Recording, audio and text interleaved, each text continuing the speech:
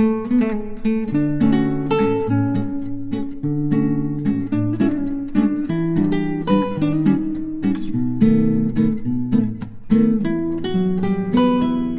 का बनाना है तो वहाँ कोमा से कैपेंसिस आप पीछे पीछे आती आप।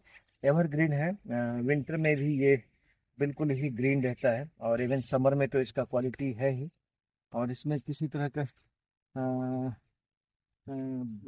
थॉर्न या प्रिकल कांटा नहीं आता। इसमें फ्लावर भी आते हैं, तो ये देख सकते हो आप बंचेज में। और ये ऑरेंज कलर का है। नॉर्मली ये विंटर के समय खिल जाता है। और इसमें और भी किसी तरह का जैसे होता है कि घर के अंदर फ्रेश पासिंग के लिए तो नहीं कर सकते हैं, बट ये ब्यूटीफाई करता है। और इसको आपको कंटिन्यूअस प्रूनिंग करनी पड़ेगी। बहुत ज़्यादा केयर करने की आवश्यकता नहीं होती है टिकोमा को। और ये फ्लावरिंग प्लांट एक्चुअली हमारे इंडोर, हमारे इनसाइड जो हमारे इसका साइज कुछ भी रख सकते हैं, 2 फीट 3 फीट या इवन उससे भी छोटा बूसी बना सकते हैं।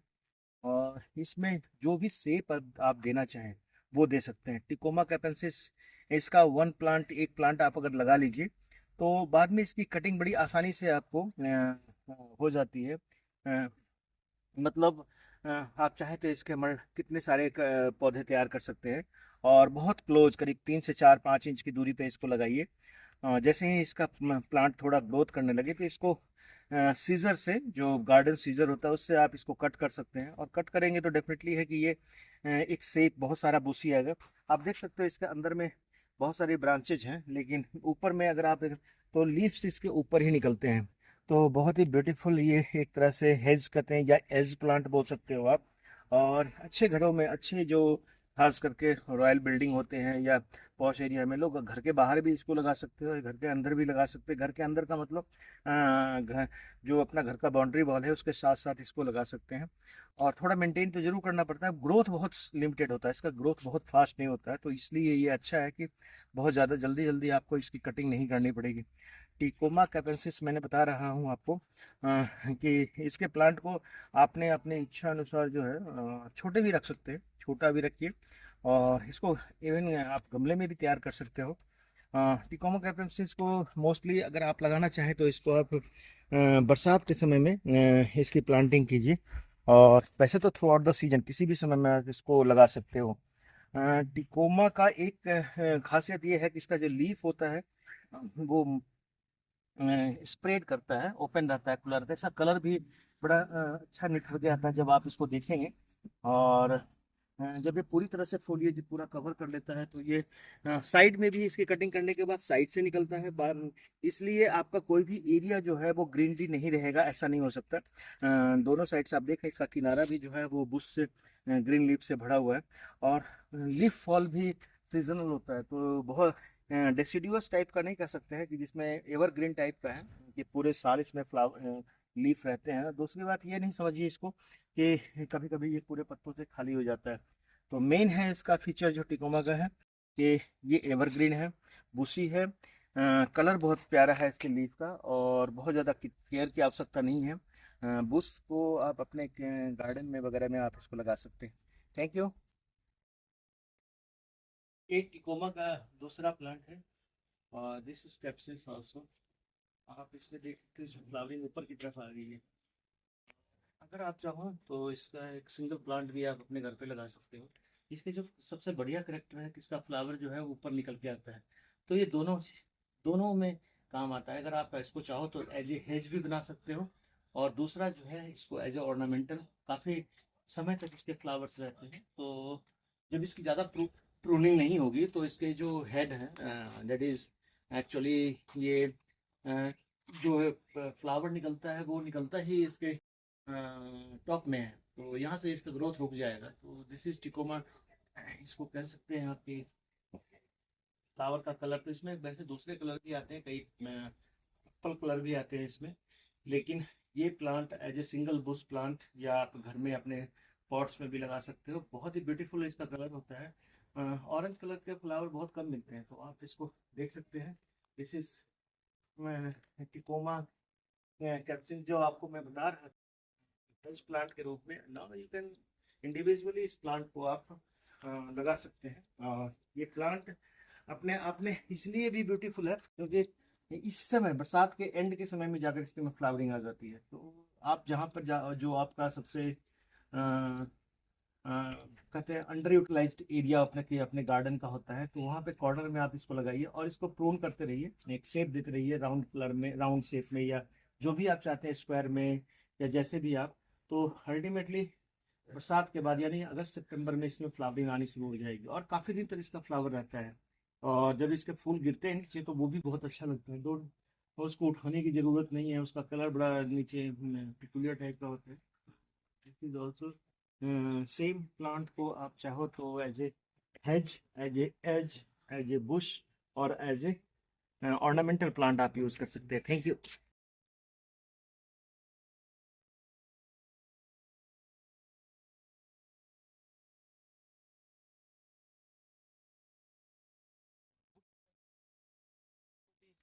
जस्ट लेजिस्टोमिया की तरह ही होता है, और इसके प्लांट भी हेज के लिए आप यूज कर सकते हैं। इसकी भी कटिंग लग जाती है बरसात के समय में। अगर आप इसके जो सॉफ्ट वुड होते हैं खास करके ऊपर वाले, उसकी अगर कटिंग आप सैंड में अगर लगा दो तो सबसे बढ़िया है। और लेजिस्ट्रम बोलते हैं वैसे इसको। कई सारी वैरायटी है इसके, बट एवरग्रीन है, डेसिडुअस नहीं है। इसका लीफ भी विंटर में भी ग्रीन ही रहता है। और इसकी जो अगर आप अच्छी तरह से प्रूनिंग करेंगे, थोड़े डिजीज वगैरह के चांसेस इसमें रहते हैं, but this is also permanent आपका हेज प्लांट है और इसको आप कभी भी आप यूज़ कर सकते हो। और this plant is totally for outside, not a thorny plant है। इसमें किसी तरह का प्रिकल भी नहीं है, थॉर्न भी नहीं है। और ये हेज प्लांट मोस्टली इसमें नीचे से अगर आप प्रूनिंग करेंगे तो इसकी साइज जो है ऑलमोस्ट 1 से 1.5 फीट का आप इसको रख सकते हो। थोड़ा स्टे करना। तो this is actually this is hedge plant. जितने भी हेज प्लांट होते हैं उसमें एक क्वालिटी देखना बहुत ज़रूरी है, दैट इज उसकी ग्रीननेस और उसका लीफ का स्ट्रक्चर टोटली डिसिडुअस नहीं होना चाहिए, यानी कि पत्ते सारे एक साथ नहीं गिरते। अगर ग्रीन है प्रूनिंग और उसके साथ ये बड़ा अच्छा परफॉर्म करता है।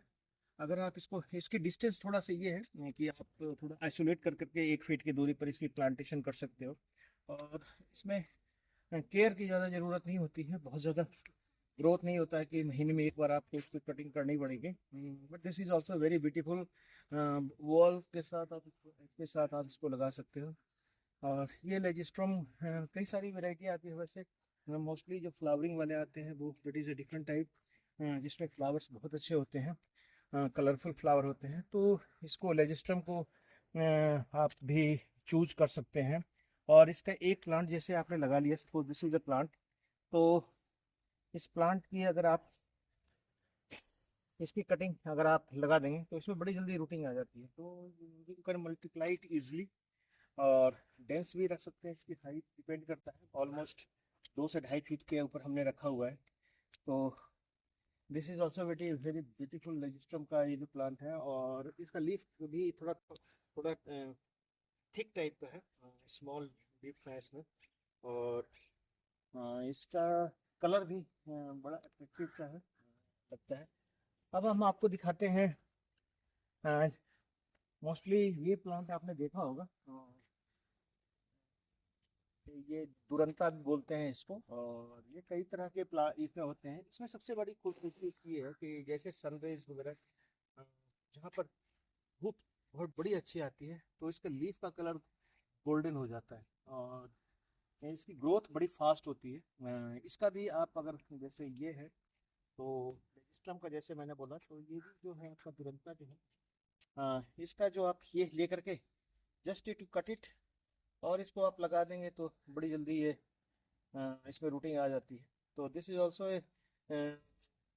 इसको वेजिटेटिवली प्रोपगेटेड कह सकते हैं। और इसको, इसमें सबसे खूबसूरती है कि इसको डिफरेंट स्ट्रक्चर भी आप दे सकते हो। आप प्लांट को डिफरेंट स्ट्रक्चर में दे, इसका गोल्डन जो कलर है वो सबसे अट्रैक्टिव है, जो इसका गोल्डन।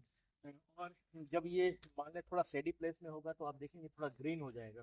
तो एक वेरीगेटेड सा कलर इसमें मिलता है। और बहुत जल्दी ये, अगर आप इसको ना भी काटे तो ये बड़ा सुंदर लगता है। तो आप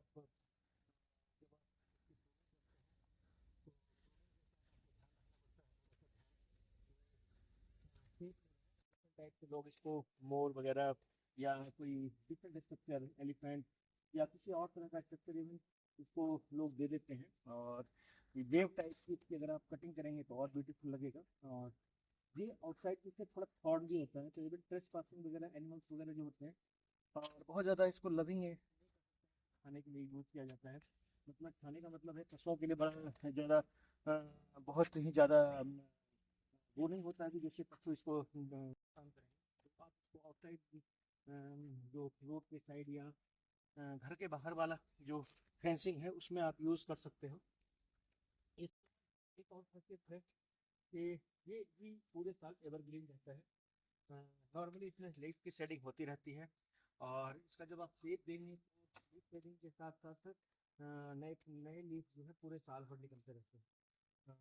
डिजीज बहुत कम आता है इसमें, बहुत कम डिजीज आता है। मैंने देखा है कि ड्राउट के जो है जहाँ पर आपको अगर बहुत ज़्यादा पानी आप नहीं दे सकते हैं या काफ़ी नहीं है आपका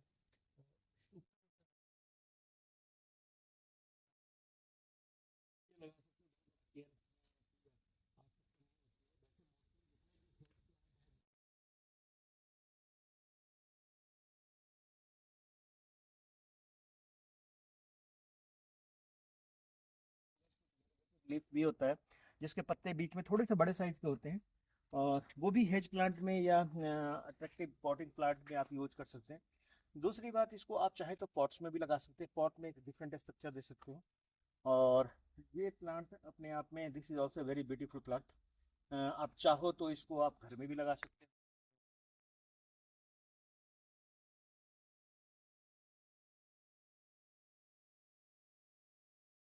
प्लांट्स इसके तैयार कर करके और एक अच्छा आप एज दे सकते हैं अपने गार्डन का।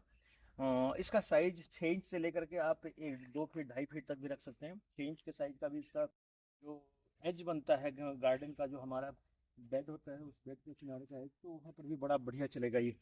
तो this is also very good plant जिसको हम कह सकते हैं कि आपके हेज के लिए ये भी रहेगा। तो आपको मैंने 3 प्लांट बताए हैं, टिकोमा भी बताया आपको मैंने और लेजिस्टोमिया भी बताया और इसका दुरंता भी बताया। तो ये तीनों प्लांट्स जो हैं हेज के लिए आप यूज कर सकते हो और तीनों ही वेजिटेटिवली प्रोपगेटेड है। इसको आप कैसे भी सिंगल प्लांट से आप इसको मल्टीप्लाई कर सकते हैं और तीनों ही जो है वो एनिमल्स जैसे कहते हैं लोग, खास करके ध्यान रखते हैं कि जब एनिमल्स वगैरह आते हैं तो हमारा ज़्यादा नुकसान नहीं हो, तो उस टाइप से आप इसको लगा सकते हैं। Thank you. इसको भी हम हेज प्लांट बोलते हैं और ये भी आप इसको हेज के लिए यूज कर सकते हैं। This is also Duronto. मैंने आपको बताया था कि एक दुरंता तो ये है और दूसरा दुरंता ये है। इसमें और इसमें बहुत ज़्यादा अंतर नहीं है। एक्चुअली इसका जो लीफ है वो थोड़ा, और दोनों का प्रोपगेशन भी सेम है। तो दिस इज ऑल्सो ये यूज, इसका एज जो है वो वाइट कलर का है और इसकी भी प्रोपगेशन कटिंग से हो जाती है। इसको भी हेज में आप यूज़ कर सकते हो। जितने भी तरह के हम हेज लगाते हैं जो बेस्ट गार्डन के लिए, hedge plant actually thorny thorny थोड़ा होना चाहिए, इसमें भी थोड़े थोड़े कांटे तो होते हैं बट उतना ज़्यादा नहीं। और जैसे एनिमल्स के लिए भी ये डिस्ट्रक्टिव है, ज़्यादा ज़्यादा उसको वो नुकसान नहीं पहुंचाते। तो you can use as a outside, अपने घर के बाहर में भी आप हेज के लिए आप यूज़ कर सकते हैं। और इसका भी प्रोपगेशन आप मोस्टली जैसे रेनी सीजन या विंटर सीजन के आसपास में आप इसके कटिंग्स को, जो सॉफ्टवुड कटिंग है, इसको आप लगा सकते हो। बहुत इजीली प्रोपगेट होता है और फास्ट ग्रोइंग प्लांट है। वंस यू हैव प्लांटेड तो ये मोस्टली 4 से 5 महीना में आपका एक हेज का रूप ले लेगा अगर आप इसको अच्छी तरह से प्रूनिंग करते हो। सेब भी आप इसका अच्छा ले सकते हैं। Even you can mix it with this one golden जो है आपका दुरंता और दिस इज वेरीगेटेड दुरंता, दोनों से को आप मिक्स भी कर सकते हैं हेज के लिए। और मेन है इसका जो ये भी डिसीडियस नहीं है, यानी कि पूरी लीफ फॉल एक साथ नहीं होती है। नए प्लांट्स के नए ग्रोथ होते रहते हैं और जितनी अच्छी आप प्रूनिंग करेंगे उतनी ज़्यादा ब्रांचेज इसमें आएंगी। This is also very good for hedge के लिए। इवन आप you can use it in pot plant, इसको सेड लविंग भी है। थोड़ा ठंड में रखेंगे तो थोड़ा इसमें भी इसके जो ग्रीन कलर है उसमें भी येलो गोल्डन कलर आ जाएगा।